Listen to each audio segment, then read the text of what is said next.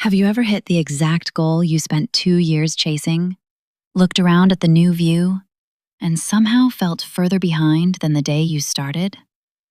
You did the work, you got the title, you opened the message, and underneath, kind of quietly, something dimmed. If that sounds familiar, you're not broken. You're not ungrateful. And honestly, you're not even unusual. There's actually a specific psychological reason this happens to people who are, well, objectively, doing well. And it has very little to do with discipline. Take a breath. This one's quiet, but it matters. You've been calling it ingratitude. Maybe perfectionism. Maybe imposter mode. Maybe you've just decided you're bad at slowing down. And so the fix you reach for usually just looks like a version of the same fix. Try harder, achieve more, get the next title. Tell yourself the feeling will catch up once the next box gets checked. But here's the part no one tells us when we start working. The feeling doesn't catch up. The boxes do. What's actually happening here is older than your career. It's older than the company you work for. It's a documented pattern in human psychology. And once you can see it clearly, the self-blame kind of loses most of its grip. There's a name for the gap between achieving and feeling. Several names, actually. Let's look at 3 of them. So number 1. Your nervous system adapts to good news faster than you actually do. Back in 1978, a researcher named Philip Brickman published a study that's still cited today. He interviewed 22 major lottery winners and compared them with people who hadn't won. Within a relatively short time after the win, the lottery winners weren't really happier than the control group. And here's the part that gets quoted less often. They actually reported deriving less satisfaction from ordinary daily activities than the non-winners did. The big win? Well, dimmed the small pleasures. That's not a moral failing. That's hedonic adaptation. The mind treats your new baseline as the new normal, and the new normal stops feeling like anything at all within a few weeks. So when you finally hit the goal at work, the version of you who set that goal 2 years ago would honestly be thrilled. The version of you who exists now has already calibrated upward. The salary just becomes the budget. The title becomes the floor. The recognition becomes the room you walked into yesterday. It's not that the achievement didn't matter. It's that the part of you who needed to feel it has already moved on. Number 2. Your aspirations don't sit still. Researchers Kenan Sheldon and Sonia Lubomirsky studied this directly in 2012, running a 3-month longitudinal study with 481 participants. What they found is, well, really kind of devastating in its quietness. Positive life changes erode in 2 ways. One is bottom-up. The good feeling itself just fades.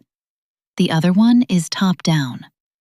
Your aspirations rise to match the new situation, which means the same achievement that was supposed to be the destination quietly becomes the new starting line. You get the senior title, and the senior title is just what you do now. So you need director, or principal, or founder. The bar moves up at roughly the same speed you're climbing it. So you can be moving fast in a measurable way, hitting every metric on your dashboard, and still genuinely feel like you're falling behind. Because your reference point has been silently relocating the whole time. Chances are, if a coworker asks how the new role is going, you'll say it's fine. And you'll mean it. And you'll already be thinking about the next thing. Number 3. The room you walked into changed who you're standing next to.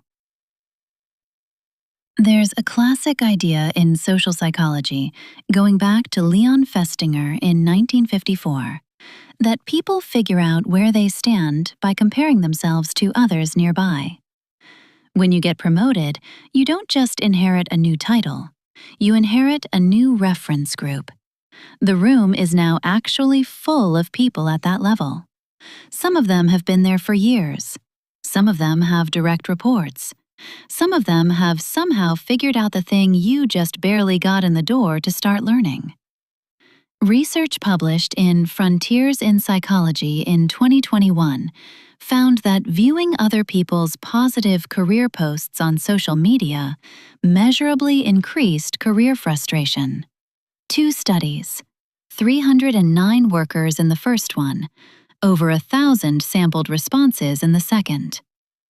Upward comparison, especially the curated kind, honestly made people feel further behind, regardless of their actual situation. So here's what's happening in real time.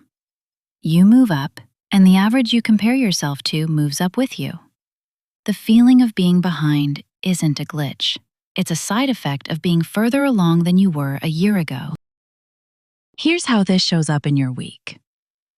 Sunday night, you open LinkedIn, just for a second. Just 1 second, really. Someone you used to work with announced something. You're happy for them. You also notice your chest tightening. Monday morning. You finish a project that took 3 months of your life. There's a beat where it should kind of feel like something. Instead, you open the next document. Wednesday. Your manager tells you something landed well. By Wednesday evening, you can't quite remember what they said, only that it didn't really reach the part of you that was waiting for it. None of these moments is a crisis. That's the strange part. Truthfully, doing well and feeling well are 2 different jobs, and no one ever tells you the second one needs separate work.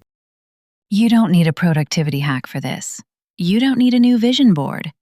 What you might actually need is permission to stop treating the feeling as a verdict on the work. The work is fine. The work is really going well. The feeling is just doing what nervous systems do under chronic forward motion. Notice what happens this week if you pause after a small win before the next thing pulls your attention. Notice if the satisfaction was actually there, but you were already past it.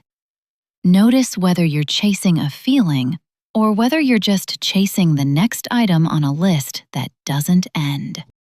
If any of this sounds familiar, you're not lazy, you're not failing, and you are not behind. Most of us were never honestly given the language for what success was supposed to feel like, only the assumption we'd know it when we got there. So here's the question to sit with this week. The last time you felt behind, what were you actually measuring against? And if you'd named that comparison out loud, would it really have held the same weight? It's not that you're behind. It's that the part of you that measures behind has been quietly recalibrating without your permission. Naming the recalibration is just where the work starts. We'll sit with this together next time.